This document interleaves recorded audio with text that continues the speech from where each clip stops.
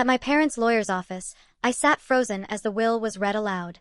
My brother, Andrew, received the family estate, the lake house, the investments, everything. My name wasn't even mentioned. I should have been furious, but instead I laughed. That was the moment I realized they had finally set me free. Growing up in Ashland, Oregon, I thought we were the perfect family. Our house sat on a quiet street shaded by towering pines, with a wraparound porch where Mom loved to drink her morning coffee. Every Sunday, Dad grilled burgers while Andrew and I tossed a football in the yard. We weren't wealthy, but we weren't struggling either. Vacations to the coast, birthday parties with balloons and sparklers, movie nights with too much popcorn, those were the little things that made me feel secure. Mom, Linda, worked part-time as a nurse, always coming home with stories of patients she'd saved or comforted. Dad, Richard, was a contractor, the kind of man who came home with dust on his boots and a smile on his face. And Andrew, my older brother by 3 years, was the golden child. He was the quarterback in high school, the straight-A student, the one teachers fawned over and neighbors praised. I never minded living in Andrew's shadow. I was quieter, more creative, more drawn to books and sketchpads than to touchdowns and trophies.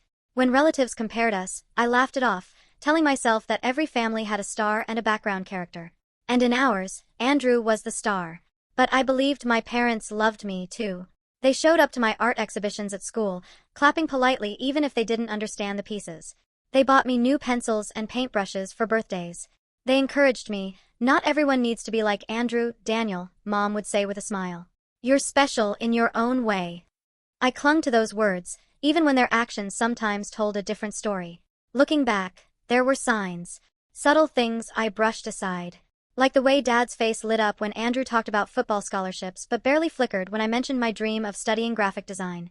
Or how Mom stayed up late helping Andrew edit essays, while my projects were met with a quick, "looks great, honey," before she went back to watching TV. But I told myself it was normal. Parents had favorites, sure, but they loved us both. Didn't they? Our family gatherings reinforced that illusion. Every Thanksgiving, we sat around a long oak table with turkey, stuffing, and pumpkin pie. My grandparents told the same stories about their youth, Andrew boasted about his achievements, and my parents beamed at him with pride.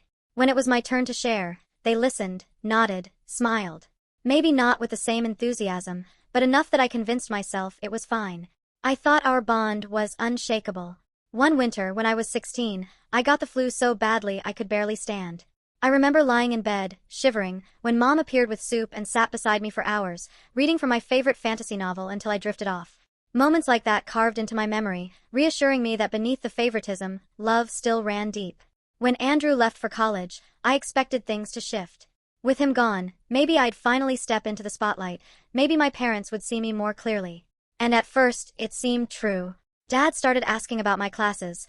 Mom attended one of my art shows and even bragged to her friends about my work. I felt seen in a way I hadn't before. I thought, maybe now it's my turn. But stability is a tricky thing. It can feel real until you tug at a single loose thread and the whole fabric unravels.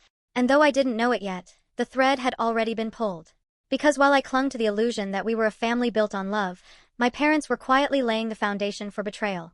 Every polite smile, every half-hearted nod, every "you're special in your own way," was just a patch over cracks that were already splitting wide. 4 years, I lived in that false stability, blind to what was coming. I trusted that the bond we had would withstand anything.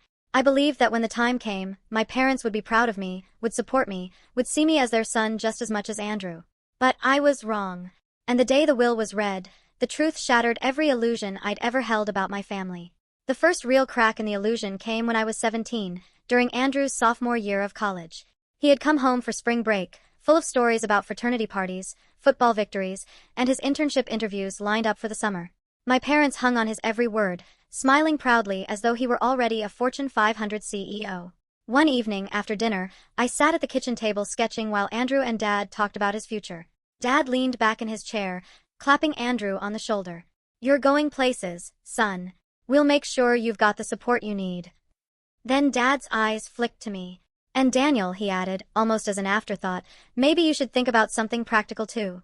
Art is nice, but you can't make a living doodling." The words stung more than I expected. I forced a smile, pretending it didn't matter, but inside I felt something shift. That was the first time I realized my dreams weren't just ignored, they were dismissed outright. Later that week, I overheard a conversation I wasn't meant to hear. I'd gone downstairs late at night for a glass of water, and through the half-open door of Dad's office, I caught his voice. "He's not Andrew," Dad muttered. "Daniel's different. He'll never be the one to carry the family forward." Mom sighed in response. "I know. But he's sensitive, Richard. Don't be too hard on him." I froze in the hallway, glass of water in hand, feeling like the floor had given way beneath me. Never be the one to carry the family forward. The words echoed in my head, heavy and sharp. I crept back upstairs, crawled into bed, and stared at the ceiling until morning, wondering if they'd ever truly believed in me at all. Still, I told myself it was just frustration, just stress. Parents said things they didn't mean sometimes. Right. But small signs began to pile up. When Andrew needed money for textbooks, Dad wrote a check without hesitation. When I asked for help buying art supplies for a portfolio review, Mom pursed her lips and said, "Maybe you should get a part-time job if you want extras like that." When Andrew landed an internship in Seattle, my parents threw him a celebratory dinner with family and friends. When I was accepted into a state university's graphic design program, they congratulated me with a half-hearted, "That's nice, honey," before changing the subject to Andrew's upcoming season. It wasn't just favoritism anymore. It was erasure. By the time I left for college, the gap had widened. I worked 2 part-time jobs to cover expenses, while Andrew received generous loans from my parents that everyone knew he'd never have to pay back. Phone calls home were brief, often dominated by updates about Andrew's achievements. When I mentioned my projects, the line went quiet. Still, part of me clung to the belief that deep down they cared. That one day they'd see me for who I was. That maybe, when the time came, they'd be proud of me too. The first warning bell wasn't just the dismissive comments or the lack of support. It was the realization that no matter what I did, it would never be enough. And though I didn't know it then, that slow erosion of trust was preparing me for the ultimate betrayal, the day I discovered that in their eyes, I wasn't their son at all. College should have been a fresh start, but instead it became the backdrop for an ever-growing reminder that I was the outsider in my own family. Andrew thrived, his life unfolding like a highlight reel. By his senior year, he had not only graduated with honors but also secured a lucrative job offer at a major firm in Portland. Mom and Dad visited him constantly, sending care packages, attending his networking events, even helping him move into a sleek downtown apartment. Meanwhile, my calls for help with rent or groceries were met with silence, or worse, vague excuses about tight budgets. I worked nights at a bookstore and weekends at a coffee shop just to keep the lights on. My fingers were always stained with ink or coffee grounds, while Andrew's hands held champagne glasses at rooftop parties my parents eagerly posted about on Facebook. The pressure only built when I came home for holidays. One Christmas, I showed my parents my portfolio, designs I'd poured months of work into, posters, branding concepts, digital art that had earned me praise from professors. They flipped through politely, then set it aside. Minutes later, Dad launched into Andrew's latest promotion, Mom beaming like the sun as she bragged about his salary.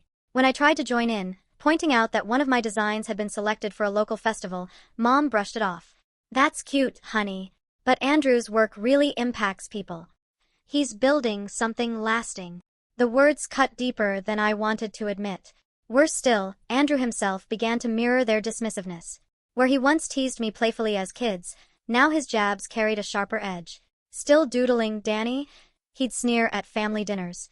"You should thank Mom and Dad for keeping you afloat. Not everyone gets to waste time chasing hobbies."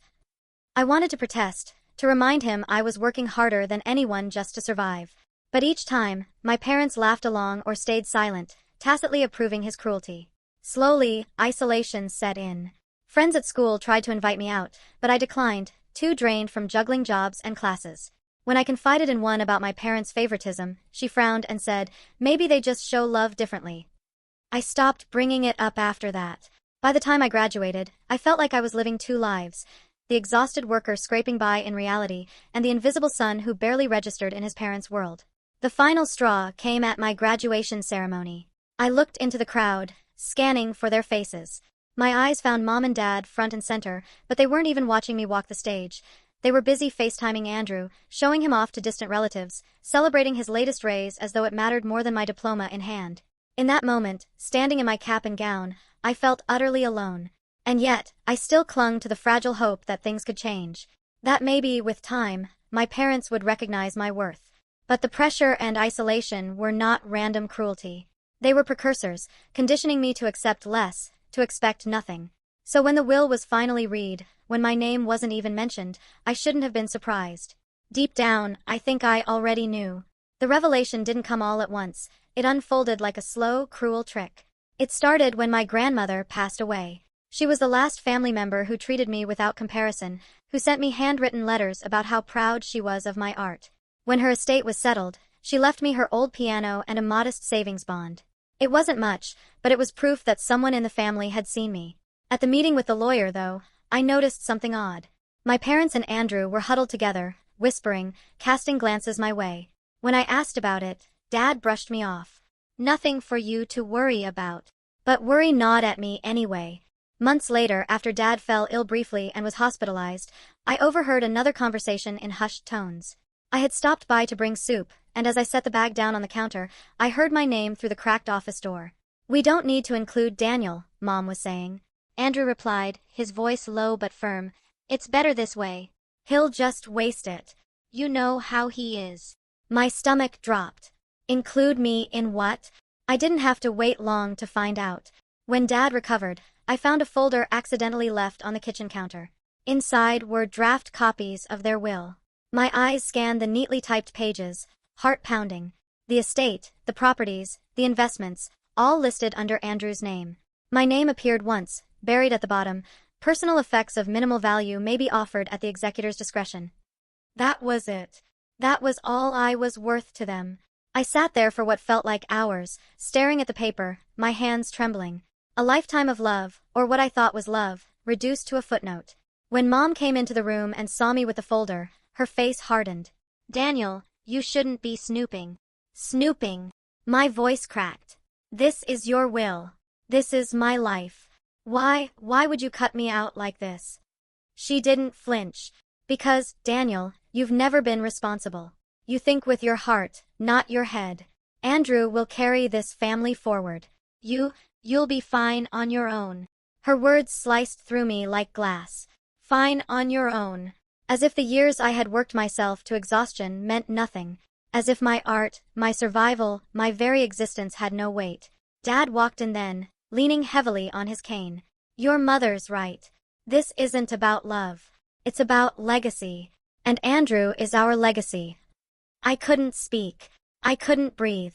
All I could do was stand there, the folder limp in my hands, feeling like the ground beneath me had collapsed. That was the moment the illusion finally shattered.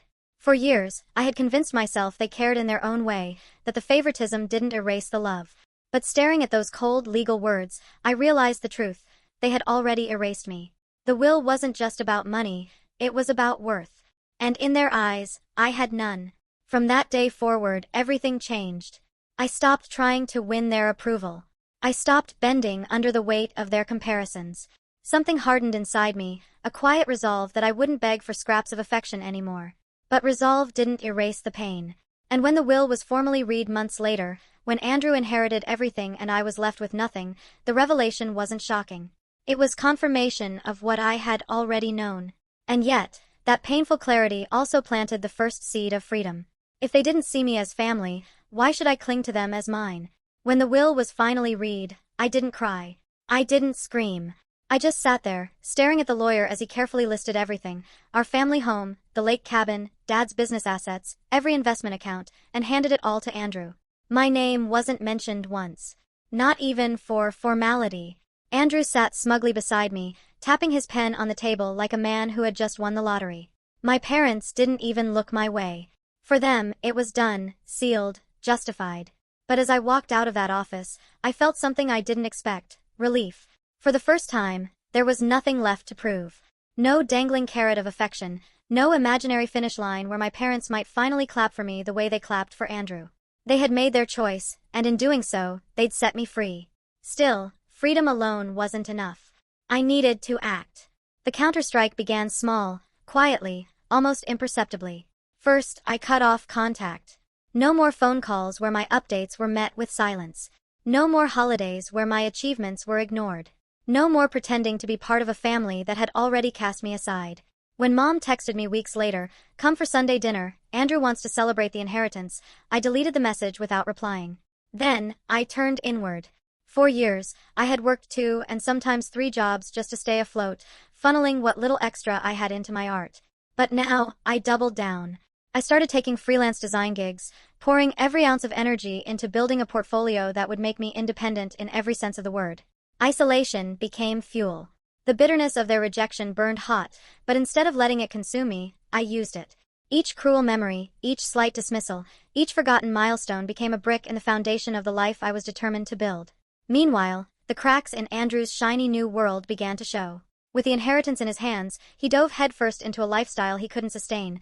New cars, luxury trips, a condo in Portland that bled money faster than he could earn it. My parents, blinded by pride, applauded every reckless purchase. "He deserves it," Dad said at a family barbecue I didn't attend but heard about through an old friend. But the whispers started soon after. Business partners pulling out. Late payments on the condo. Neighbors noticing his expensive toys gathering dust. I didn't gloat. Not yet. Instead, I waited. Because the counterstrike wasn't about revenge. Not really. It was about reclaiming myself. And when an opportunity arose, I seized it. One of my freelance clients, a small marketing firm in Seattle, loved my work so much they offered me a full-time position. The salary wasn't astronomical, but it was mine, earned without handouts, without favoritism, without anyone else's shadow hanging over me. I packed up my small apartment, moved to Seattle, and began the next chapter of my life. And then something unexpected happened. A few months into my new job, I was contacted by an old friend of my grandmother's, a woman named Evelyn. She had seen my portfolio online and reached out, asking if I'd be willing to design branding for her nonprofit. When we met, she clasped my hands and said, "Your grandmother always told me you'd do great things, Daniel. She believed in you." Her words cracked something open in me. For so long, I had been starved of affirmation that I had almost forgotten what it felt like. That night, I sat in my new apartment, staring at the city skyline, and realized the truth. The counterstrike wasn't about proving my parents wrong anymore. It was about proving myself right. They had tried to erase me. Instead, they'd forced me to become someone they couldn't ignore, even if they wanted to. The showdown wasn't a single explosive moment, it was a slow build that finally snapped under its own weight. It started with Andrew's collapse. His reckless spending caught up with him faster than anyone expected. The condo payments fell behind, the new cars were repossessed, and whispers about gambling debts began circulating through the family grapevine. My parents, desperate to maintain appearances, poured what little they had left into bailing him out, insisting it was only a rough patch. Then one night, my phone rang. It was Andrew. His voice was tight, desperate. "Daniel, I need help. Please." For a moment, I just sat there in silence, the years of his mockery echoing in my head.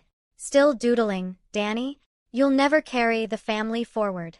The weight of every insult pressed down on me. And then calmly I said, "I can't help you, Andrew. Not anymore." Click. Call ended. That was the first act of the showdown. Choosing myself. But the real explosion came weeks later when my parents showed up at my Seattle apartment unannounced. I opened the door to find Mom and Dad standing there, faces drawn, eyes pleading. "Daniel," Mom began, wringing her hands. "We need to talk." I let them in, more out of curiosity than compassion. We sat in my small living room, the city lights spilling through the window, and I waited. Dad cleared his throat. "Andrew's in trouble. Big trouble. The inheritance is gone. He made mistakes." "Gambling," I said flatly. They flinched. Mom leaned forward, her voice breaking. "We thought you might be able to help. Maybe a loan, just to get him back on his feet. You're doing so well now. Your grandmother would want you to help your family." I laughed. Not out of humor, but disbelief. "You mean the grandmother who left me a piano because she was the only one who ever believed in me? That grandmother." Silence. I stood, pacing the room, anger rising like a tide I could no longer hold back. "Do you hear yourselves? You cut me out of your will. You erased me from this family. You gave everything to Andrew because you decided I wasn't worthy. And now that he's burned it all, you come crawling to me." Dad's face darkened. "Don't be ungrateful, Daniel. We raised you. We gave you. You gave me nothing." My voice cracked, the years of bottled pain finally spilling free. "Every scrap I have, I earned alone. Every piece of my life, I built without you. And you still have the audacity to ask me to save him?" Mom's eyes filled with tears. "We're still your parents." I shook my head. "No. Parents don't abandon one child for another. Parents don't measure worth by dollar signs. You made your choice. Live with it." The air was thick with tension, every word hanging like smoke in the room. Finally, I opened the door. "Get out." They hesitated, staring at me as though they didn't recognize the son in front of them. And maybe they didn't. Maybe, for the first time, they were seeing me, not as a shadow of Andrew, not as a disappointment, but as someone who had survived without them. Without another word, they left. That night, I sat in silence, the adrenaline slowly draining from my body. For years, I had imagined confrontations, speeches, moments where I would finally make them understand. And now that it had happened, I realized something profound. I didn't need their understanding anymore. The final showdown wasn't about winning them over. It was about walking away with my head high, knowing I no longer owed them anything. In the weeks after my parents walked out of my apartment, I waited for the guilt to hit.